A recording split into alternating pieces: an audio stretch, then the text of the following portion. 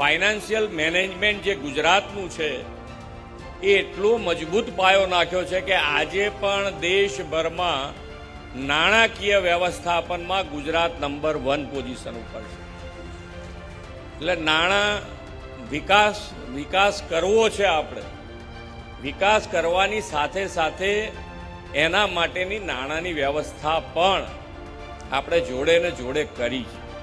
એટલે તમે આયોજનબદ્ધ રીતે આપણી પાસે દર વર્ષે પૈસા આવતા હોય, દર પૈસે એનું આયોજન કરતા હોય, એટલે તમારે કદાચ એક સામટા કામ ન થઈ શકે, એક જ વર્ષમાં ન થઈ શકે તો બીજા વર્ષે આપણે કરીશું. પણ તમારું આયોજન જેટલું સારું હશે એટલું તમારી સુવિધામાં ક્યાંય તકલીફ નહીં પડવા દે. બધા કામ તમારા મંજૂર કરી દઈશું. એ પછી પાણીનું હોય, સ્વાસ્થ્યનું હોય, શિક્ષણનું હોય, રોડ રસ્તા હોય, તમારે જે કામ જોઈએ એ કામ તમે તારે તમારી તાકાત.